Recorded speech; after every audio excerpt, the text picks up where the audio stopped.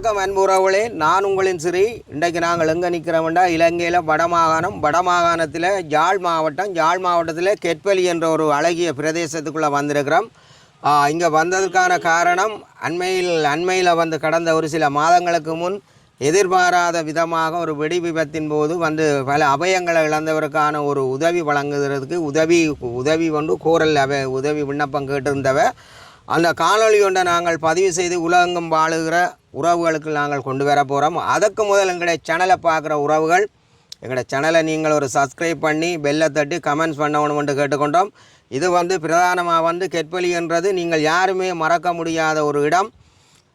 அண்மை காலங்கள் அதாவது வந்து 90, 92, 95 காலம் எல்லாம் வந்து கிளாலிக்கு போகிறது. கிளாலியில் வந்து படகு மூலம் வந்து வியாபார நடவடிக்கைகள் மக்கள் போக்குவரத்துக்கு பயன்படுத்தப்பட்ட ஒரு பாதை. இந்த வீதி வந்து செல்லப்பா வீதி என்று சொல்லப்படுகிறது. அந்த கிளாலிக்கு செல்லுகின்ற ஒரு பிரதான இடம்தான் இந்த கெட்பலி என்ற இடத்தையும் சொல்லிக்கொண்டு ஒரு நிமிட அந்த ஒரு விழிப்புணர்வையும் நான் சொல்கிறேன்டா. இன்றைக்கு காலையில் நாங்கள் வருகிற பொழுது உணாவில் பகுதியில் ஒரு பஸ் அதாவது நிழல்குட பஸ்கோட்டுக்கு 50 மீட்டருக்கு முன் வந்து ஒரு நாய் ஒன்று இறந்து காணப்படுகிறது. காரணம் வந்து ஒரு விபத்தின் மூலம் அந்த நாய் இறந்து இருக்குது. உலகெங்கும் வாழுகிற உறவுகள் இதை புரிஞ்சு கொள்ளணும். அதே மாதிரி இந்த இலங்கை தேசத்தில் வாழுகிற உறவுகளுக்கு நாங்கள் அன்பாக வேண்டிக் கொள்கிறோம். என்னென்னா, செல்ல பிராணிகளை நீங்கள் உங்களுடைய வீட்டுக்கு தேவையான முறையில் பயன்படுத்தி மீதிகளை வந்து கருத்தடை செய்யணும். ஏனென்றால் இந்த செல்ல பிராணிகள் இந்த விபத்தின் மூலம் வந்து பல ஆயிரக்கணக்கான உறவுகள் வந்து இறந்து காணப்படினம்.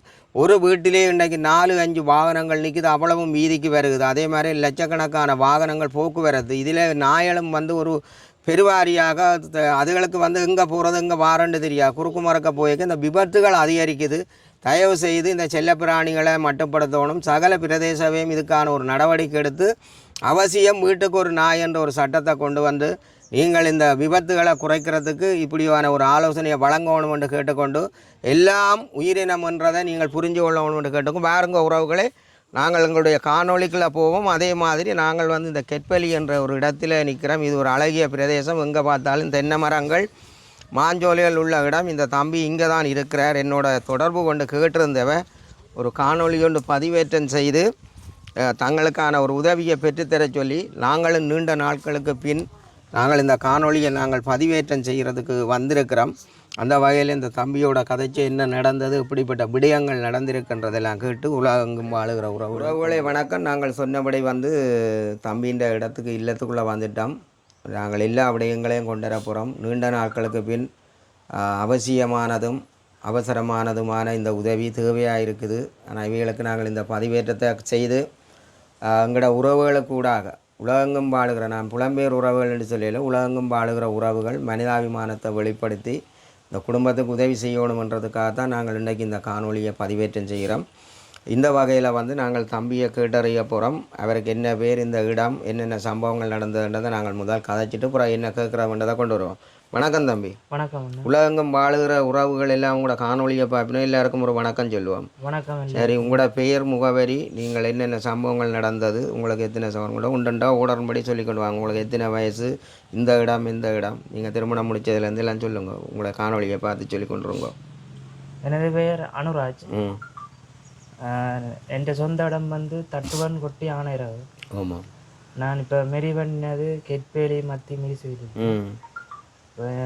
என் சொந்த இடம் ஆனரவு. அங்கே நான் ஒரு வேலையாக போய்க்குள்ள அங்கே ஒரு மம்பட்டியில் தட்டுப்பட்டு இது வெடித்து 2 காலும் 2 கையும் ஒரு கையில் 3 விரல் தான் இருக்கு. இது மற்றது எனக்கு ஒரு ஆம்பளை பிள்ளை ஒன்று இருக்கு 2 வயசில். எனக்கு சகோதரங்கள் 7 பேர். 4 அக்காக்களும் 4 அண்ணாக்களும்.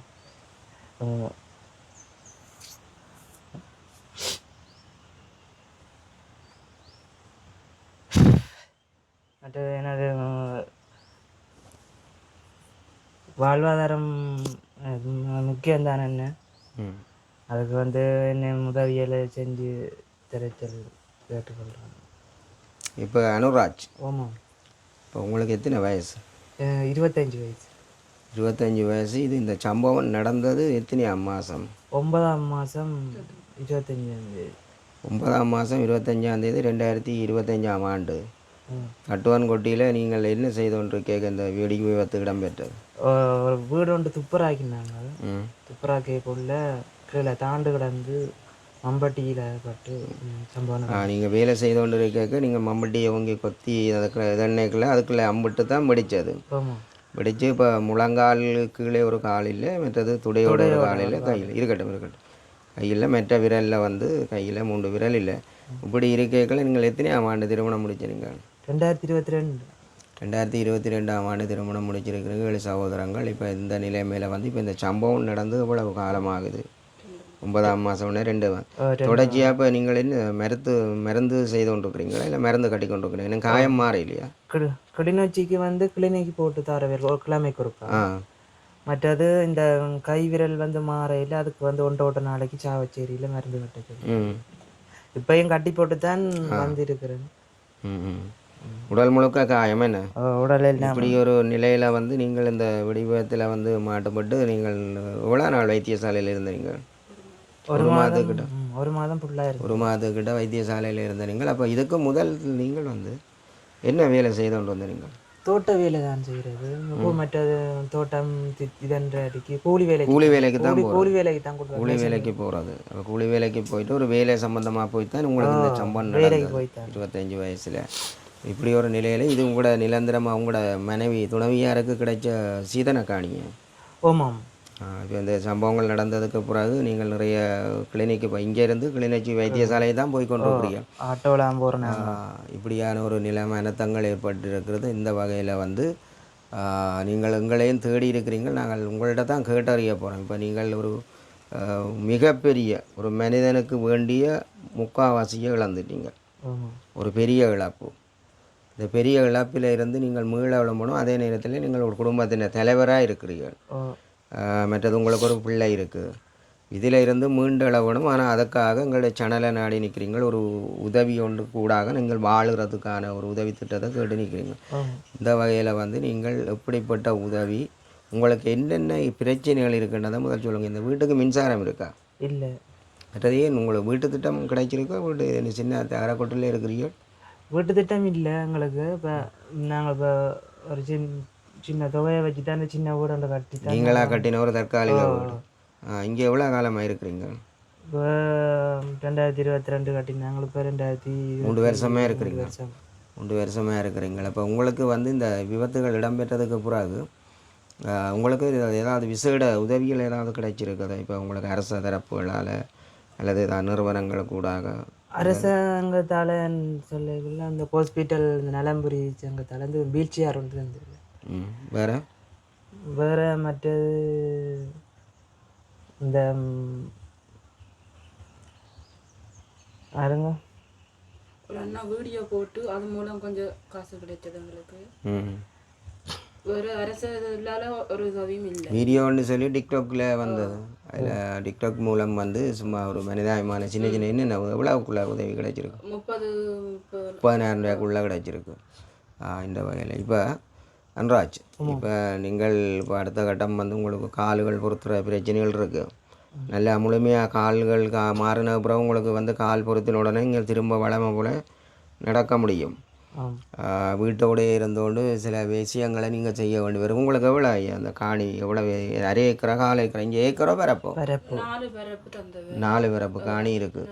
ஆனால் உங்களுக்கு மின்சார வசதி இல்லை. இப்போ உங்களுக்கும் உங்களை இப்போ நீங்கள் இந்த உங்களுக்கு என்னென்ன குறைபாடுகள் இருக்குது, என்னென்ன தேவைகளாக இருக்கிறன்ற விடயத்தை ஒரு உறவுகளுக்கு சொல்லுங்கள். இப்போ உங்களோட காணியில் என்னென்ன இல்லை, என்னென்ன தேவையாக இருக்குதுன்ற விஷயத்தை இவரை இப்போ ஆஸ்பத்திரிக்கு கிளிநொச்சி கொண்டு போக கிழமைக்கு ஒருக்கா கொண்டு வர சொல்லி டாக்டர் மேலே சொல்லியிருக்கிறேன். கிழமைக்கு ஒருக்கா ஆட்டோ காசு 8,000 ரூபா. மற்றது இங்கே ஒண்டை விட்ட நாளைக்கு சாவச்சேரியில் மருந்து கட்டுறது, அதுக்கு ஆட்டோ காசு 1,500 ரூபா எடுக்கிறது. இப்போ அந்த செலவுகளுக்கு எல்லாமே எங்களோட நகைகளை தான் நாங்கள் வச்செல்லாம் செய்து இப்போ நகைகள் ஒன்றுமே இல்லை எங்கள்கிட்ட.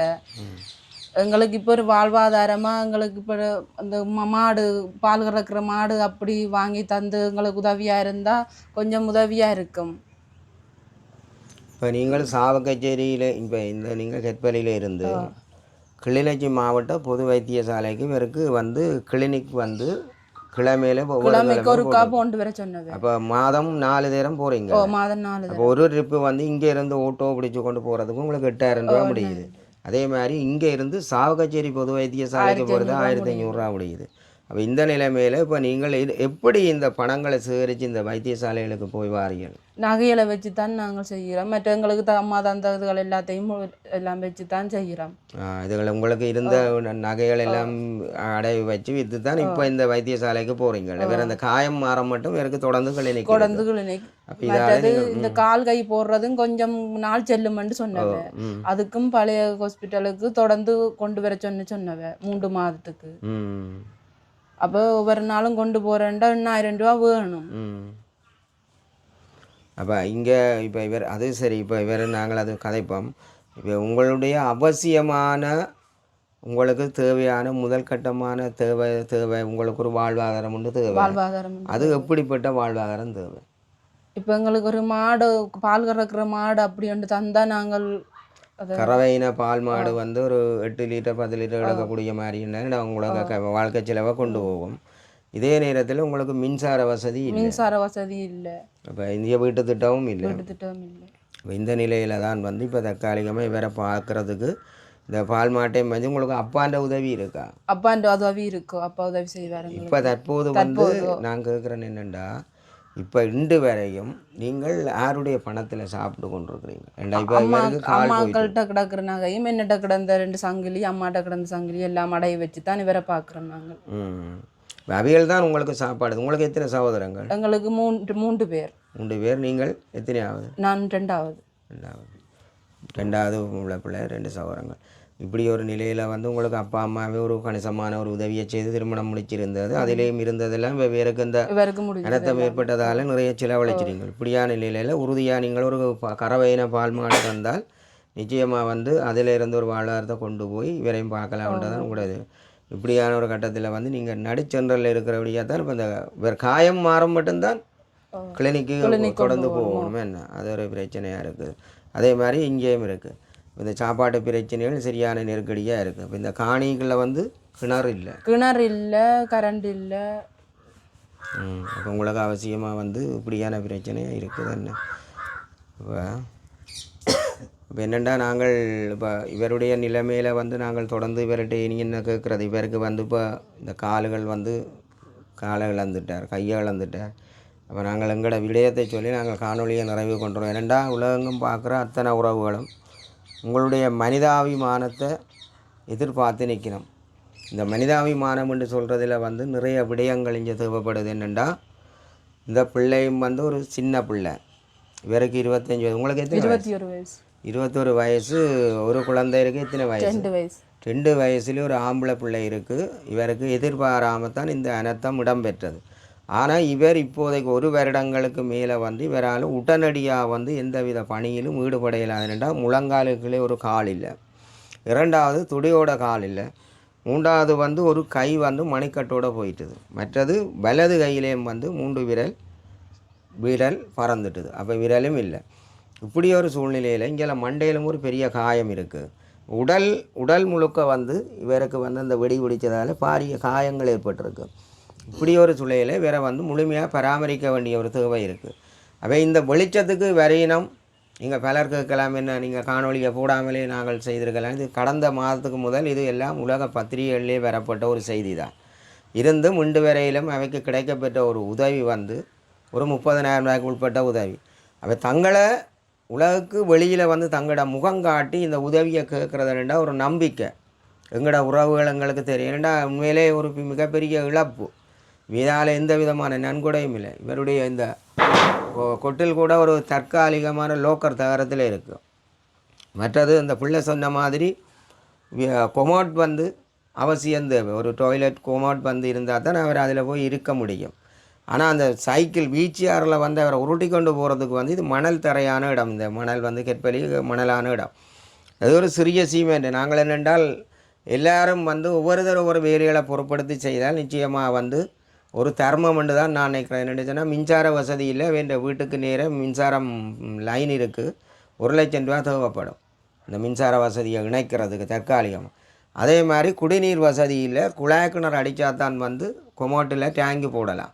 ஒரு கொமோட்டை வந்து வைக்கிறேன்டா ஒரு கணக்கான டாய்லெட் எல்லாம் கட்டி கொடுத்து ஒரு டேங்கை போட்டுறேன்னு சொன்னால் குழாய் கிணறு அவசியம் தேவை, மோட்டர் தேவை. அப்போ இதில் ஒரு பெரிய ஒரு பாரிய இழப்பை சந்திச்சிட்டினா இயலாத ஒரு கடமை. அப்போ இந்த நிலையில் தான் உங்கள்ட்ட இந்த உதவியை கேட்டு நிற்கிறேன். அநேகமான நாடுகளில் இருக்கிற உறவுகள் எங்களுடைய யூடியூப் சேனலில் வந்து பல லட்சக்கணக்கான உதவிகளை நீங்கள் செய்திருக்கிறீங்க. நான் இடப்பட்ட காலம் வந்து 2 ஆண்டுகளாக நேரடியாக வந்து யூடியூப் சேனல் மூலம் வந்து என்னுடைய சேனல் மூலம் வந்து உதவி வழங்குறதுகள் குறைவாக காணப்பட்டது, நிறுத்தப்பட்டிருக்க அல்லது உதவிகள் கிடைக்கலன்னு வைக்கலாம். ஆனால் பாடசாலை நிகழ்வுகளை செய்து கொண்டு வரோம். ஆனால் இன்றைக்கு இவைகளுடைய நிலைமையை நான் நன்கு உணர்ந்து ஏதோ ஒரு வகையில் இவை உலகுக்கு வெளிச்சத்துக்கு கொண்டு வரணும். மற்றது அவாவுக்கு அப்பா இருக்குது, இப்போதைக்கு அப்பான்ற உதவியோடு தான் நம்ம வாழினோம். அவை தான் சாப்பாடு கொடுக்கணும், சமைச்செல்லாம் கொடுக்கணும். மற்றது அவைகள்கிட்ட இருந்த உடைமைகளும் இப்போ நீங்கள் கேட்பீங்கள் என்னென்னா உறவுகளே, அண்ணன் இந்த பிள்ளைகள் வந்து 70,000 ரூபாய்க்கு மேலே வந்து செலவாகுது, அவைக்கு எப்படி பணம் கிடைக்குதுன்னு நீங்கள் கேட்பீங்க. இவை திருமணம் முடித்த உடனே இவைக்கு ஒரு தொகுதியான சின்ன நகை உதவிகள் செய்திருக்கணும். அதையும் வந்து அவை அடவி வச்சுட்டினோம், சிலதுகளை விற்றிருக்கணும். அதே மாதிரி இவரை தொடர்ந்து பராமரிக்கிறதுக்கு இந்த ஓட்டோவில் வந்து போகிறதுக்கு தகப்பனும் வந்து ஒரு பெரிய வசதியான ஆள் இல்லை. அவர் சாதாரண நிலை ஒரு தொழிலாளி, ஒரு மேசன் வேலைக்கு போகிற ஒரு சாதாரண மனிதர். அவரும் தன்னுடைய குடும்பத்தையும் பார்த்து இந்த குடும்பத்தையும் பார்க்கணும். மற்றது இவரை வந்து இப்போதைக்கு தூக்கித்தான் இறக்கணும், ஒரு இடத்துக்கு தூக்கணும், ஒரு இடத்த இறக்கணும்ன்ற ஒரு பிரச்சனை. அப்போ அவருக்கு இவன் அப்பாவுக்கு 2 குடும்பத்தின் சுமையாக போயிட்டுது. இந்த சூழ்நிலையில் தான் ஒரு பெரிய உதவிகளை எதிர்பார்த்துருக்குன்னு ஒரு ஆளாக பார்த்தா பெரிய உதவியாக தான் இருக்கும். இதில் நீங்கள் பலரும் கைகோர்க்கணும். அது அண்டைய நாடு இந்தியாவாக இருந்தாலும் சரி, உலக நாடுகளாக இருந்தாலும் சரி, ஆரண்டாலும் ஒரு தமிழன், தமிழ் தேசத்தில் வாழுகிற எங்களுடைய ஒரு தேசத்தின் உறவு கடந்த கால யுத்தங்களின் போது அதால் ஏவப்பட்ட ஒரு வெடிமருந்து வெடிக்காமல் கிடந்து இன்றைக்கு இந்தலாம் பெரிய ஒரு இழப்பாக கொடுத்துருக்கு. இதில் வந்து இந்த அரசாற்ற நிறுவனங்கள், பிரதேச செயலகங்கள், கிராம உத்தியோகத்தர்கள் 100க்கு 100% கவனம் எடுத்து வெகு விரைவில் இவருக்கான தேவையான அடிப்படை வாழ்வாதார உதவிகளை நீங்கள் செய்ய வேணும். இவருக்கான ஒரு இல்லங்களை வழங்குகிற வெளிநாடுகளில் இருந்து இங்கே 2 நிறுவனங்கள் வந்து செயல்படுது. 2 இல்லை பல நிறுவனங்கள் இருக்குது. 2 நிறுவனங்கள் புகைப்படங்கள் போடுவினோம், யூடியூப் சேனல் மூலங்கள்லேயும் போடுவினோம். நாங்கள் இல்லங்கள் அமைச்சு கொடுக்குறோம், 100 வீட்டை தாண்டிட்டோம், 200 வீட்டை தாண்டிட்டோம்னு சொல்கிற வகை இந்த நிறுவனங்கள் இப்படி ஒரு இழப்போடு இருக்கிற ஒரு ஆளை நீங்கள் கட்டாயம் ஒரு பயனாளியாக தெரிவு செய்யணும்னு உங்களுக்கும் கோரிக்கை வைக்கிறோம். அப்போ இந்த நிறுவனங்களின் பெயரையும் நான் சொல்லி வரேன். மக்கள் நல்வாழ்வு மையம், இங்கே ஜீவ ஊற்று, அன்பின் கரம் 2 தான் ஒரு முந்தியும் ஒரு பதிவு விட்டனா இன்னும் அது சில ஒரு நடைமுறைக்கு வரையில் இருந்தாலும் நீங்கள் இந்த புகைப்படங்கள் முகநூல் வழியை நீங்கள் உங்களோட காணொலிகளில் நீங்கள் போடுறீங்கள். இது இன்ன பார்வை இழந்தவருக்கு நாங்கள் வீட்டை கொடுத்துட்டோம், அதை கொடுத்துட்டோம், இதை கொடுத்துட்டோம் வேண்டாம். இன்றைக்கு இந்த இழப்புன்றது வந்து யாரும் ஈடு செய்ய முடியாது. அப்போ நாங்கள் வந்து இந்த உதவியை நீங்கள் செய்யணுமன்றதை தயவாக வந்து இந்த 2 நிறுவனத்தையும் கேட்குறோம். இதில் யாரெண்டாலும் பொறுப்படுத்த ஒரு இல்லத்தை அமையுங்க. அதே போல் மின்சார வசதியை ஏற்படுத்தி கொடுக்கக்கூடிய நல்லுள்ளங்கள் உடனடியாக இல்லம் அமைப்பதற்கு இப்போ இருக்கிற வீட்டுக்கு வந்து ஒரு மின்சார வசதியை செய்து கொடுங்க. அதே மாதிரி குடிநீர் வசதியை ஒன்றை ஏற்படுத்துறதுக்கு முடிஞ்ச வரை வந்து இந்த குடிநீர் வசதியை ஏற்படுத்துறதுக்கு ஒரு ஆட்கள் வந்து இந்த குழாய் கிணறு அடிக்கிறதுக்கு உதவ முன்வரணும்ன்றதை நான் கேட்டுக்கொள்கிறேன். அப்போ இவைகள் இந்த விடயங்களை தான் முன் வச்சிருக்கேன். அப்போ ஒரு ஆளே வந்து பல விடயங்களை முன்வைக்கிறேன்டா ஒரு சாதாரண நிலை வாழ்க்கையில் இருந்த ஒரு குடும்பம் எதிர்பாராமல் இப்படி ஒரு இழப்பை சந்திச்சிட்டுது. ஆனால் அவர் வாழணும், தனக்கு காணி இருக்குது, தானே வீடு இருக்குது. இந்த நிலையில் இவைக்கு ஒரு கறவையின பால் மாட்டை கொடுக்கணும். ஒரு தற்காலிக கொட்டில் போட்டு அந்த பிள்ளைய அப்பான்ற உதவியோட தன்னுடைய வாழ்க்கையை கொண்டு போக வேண்டாம். 21 வயசு, எவ்வளவு காலங்கள் கடக்க வேண்டி இருக்குது. இப்போ உங்களுக்கும் இதே வயசில் பிள்ளைகள் இருக்கும். பலர் வந்து இதே மாதிரி இழப்புகளை நீங்கள் சந்திச்சிருக்கிறீங்க. ஆனால் இழப்புகளை சந்தித்த குடும்பங்களே கூடுதலாக வந்து என்னுடைய காணொலியில் உதவி செய்து கொண்டு வரேன். அண்மையில் கூட இந்த வெள்ள அனர்த்தத்தில் பாதிக்கப்பட்ட மக்களுக்கு உதவி செய்த அந்த உறவுகள் கூட நிவாரண பணிகளை நான் செய்கிற பொழுது இதை நேரடியாக வந்து பாதிக்கப்பட்ட தரப்பு செய்து முகநூல்லேயும் யூடியூப்லேயும் போடாத அளவுக்கு பல நூற்றுக்கணக்கான உறவுகள் எனக்கு உதவி செய்து கொண்டிருக்கிறீர்கள். தொடர்ந்து எங்களோட பணி நடைபெற்று கொண்டிருக்கும். நிச்சயமாக வந்து இவர்களுக்கான உதவியாக நாங்கள் கேட்டுக்கொள்வது ஒரு குழாய் கிணறு, 2வது வந்து அடிப்படை வாழ்வாதாரத்தை சாப்பிடுறதுக்குரிய ஒரு வாழ்வாதாரத்தை ஏற்படுறதுக்கு ஒரு கறவையின பால் மாடு. அதே மாதிரி இப்போ இருக்கிற இல்லத்திலே ஒரு மின்சார வசதியை உடனடியாக ஏற்படுத்துறதுக்கு முன்பாருங்கோ. மற்றது நாங்கள் இவைகளுடைய தொலைபேசி இலக்கத்தையும் வங்கி புத்தகத்தையும் இணைக்கிறோம். இவைகளுடைய இலக்கங்களோட தொடர்பு கொள்ளுங்க. அதையும் தாண்டி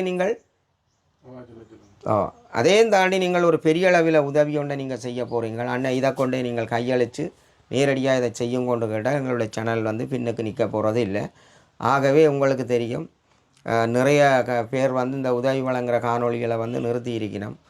முகங்காட்டி போடுறது பிரச்சனை, அப்படி இப்படி விமர்சனங்களை கொண்டு வர உறவுகள் தயவு செய்து இதை விமர்சனத்தை கொண்டுவராமல் இவைன்ற குடும்பத்துக்கு என்ன செய்யலாம் என்று முன்பாருங்க. பல தொண்டு நிறுவனங்கள், பல அமைப்புகள் வந்து இந்த வடகிழக்கில் இருக்குது. நீங்கள் யாரும் உதவி செய்யலாம். இவை வந்து இருக்கிறது கெட்பலி செல்லப்பா வீதின்றது வந்து அதை வந்து பிரதானமாக வந்து கிளாலி வீதி. இதை யாருமே மறக்க முடியாது. பல லட்சக்கணக்கான மக்கள் இதால் போக்குவரத்து செய்த ஒரு இடம் இந்த இடத்துல தான் இருக்கணும் என்று கேட்டுக்கொண்டு நீங்கள் உதவி செய்வீர்கள் என்று நாங்கள் நம்புகிறோம். அதே மாதிரி நீங்கள் உங்களோட வங்கி புத்தக இலக்கத்தையும் தொலைபேசி இலக்கத்தையும் அதில் வாய் மூலத்தில் ஃபோன் நம்பர் 076 71 86 774. திரும்ப ஒருக்கா சொல்லுங்க.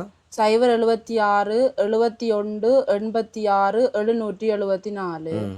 மற்ற மக்கள் வங்கி இலக்கம் 110 200 23 00 66 844. பிரான்ச்சு சாவச்சேரி. திரும்ப ஒருக்கா சொல்லுங்க வங்கி இலக்கத்தை. 110 200 23 00 66 844. வங்கி புத்தகம் யாருடைய பெயரில் இருக்குது?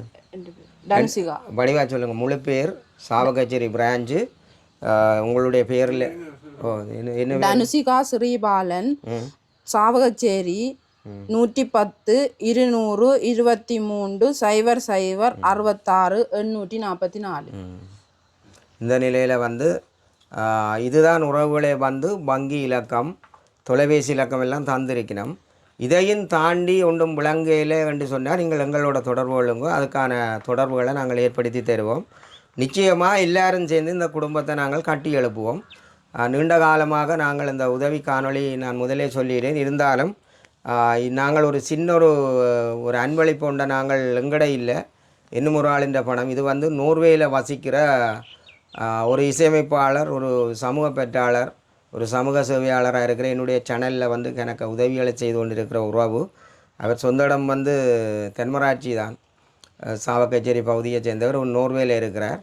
அவர் உங்களுக்கு வந்து ஒரு 20,000 ரூபா பணத்தை ஆரம்பத்தில் வந்து வழங்கி அந்த உங்களோட காணொலியை ஆரம்பித்து விட சொல்லியிருக்கிறார். அண்ணா பார்க்குற உறவுகள் நிச்சயமாக வந்து கைவிட மாட்டினோம்னு சொல்லியிருக்கிறார். இதே ஒரு எண்ணி பாருங்க எவ்வளோ பணம் இருக்குது. 20,000. 2 பேரும் நீங்கள் இந்த 20,000 தந்தவர் விக்கி மகேசன். விக்கி அண்ணா வந்து ஒரு இசையமைப்பாளர், உங்களுக்கு சாவச்சேரியை சேர்ந்த ஒரு அண்ணா, பல உதவிகளை செய்கிறவர். அவருக்கு என்ன சொல்கிறீங்க? விக்கி அன்னைக்கு இந்த உதவியை தந்ததுக்கு ரொம்ப நன்றி அண்ணா. இந்த காணொலியை பார்த்து கொண்டு இருக்கிற உறவுகள் நிச்சயமாக ஒரு நல்ல பலனை, நல்ல ஒரு இடத்தை நீங்கள் கொடுப்பீர்கள் என்று நாங்கள் நம்புகிறோம், நம்பி இருக்கிறோம். நிறைய செய்கிறீங்கள். எங்களுக்காக இல்லை, இந்த குடும்பத்துக்காக நீங்கள் அதான் நாங்கள் இந்த நம்பர் வங்கி இலக்கத்தையும் தொலைபேசியையும் இணைச்சிருக்கிறோம். அதையும் தாண்டி நீங்கள் மனிதாபிமானமாக ஒரு உலர் உணவு பொதியோ அல்லது இந்த மருத்துவ செலவுக்கு அந்த பிள்ளைக்கு தேவையான இதுகளை கொடுக்குறோண்டா நேராக வாங்குவோம். செல்லப்பா வீதி கிளாலி ரோட்டு கெட்பலியில் ஒரு உதாரணத்துக்கு நான் ஒரு கடையும் ஒன்று இருக்குது, நான் அதை சொல்லையில் செல்லப்பா வீதி என்று கேட்டாலே தெரியும். கிளாலி ரோட்டில் வந்து கெட்பலி தான் சரியான அட்ரஸ். கெட்பலியில் செல்லப்பா வீதி என்று தொலைபேசி இலக்கத்தோடு தொடர்பு கொண்டு இவைக்கான உதவியை வழங்கி நாங்கள் ஒரு பெரிய ஒரு மாற்றத்தை எதிர்பார்க்குறோம். நீங்கள் நிச்சயமாக உறவுகளை செய்வீர்கள். ஏனென்றால் அந்த பல கோடிக்கணக்கான உதவிகள் இந்த அனர்த்தங்களில் செய்திருக்கிறீர்கள், இப்போ செய்து கொண்டு இருக்கிறீர்கள். அந்த அனர்த்தம் மாதிரி இந்த குடும்பத்தையும் ஏற்றுக்கொண்டு உங்களோட சொந்த சகோதரர்கள் போல ஏற்றுக்கொண்டு இன்றைக்கு உதவி வழங்கணும் என்று மீண்டும் ஒரு பதில் காணொளி மூலம் சந்திக்கும் வரை உங்களிடமிருந்து விடைபெற்றுக் கொள்ளும் உங்களின் அன்பின் ஸ்ரீ. நன்றி, வணக்கம்.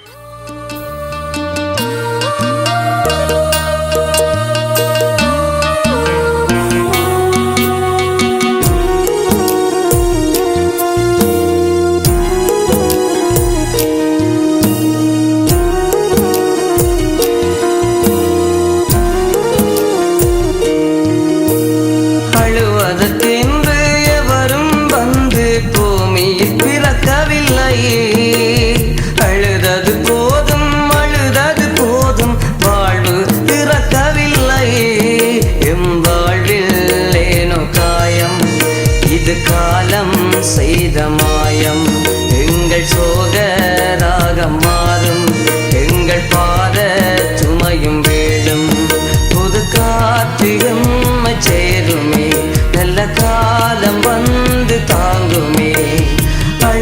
வாழ்கின்ற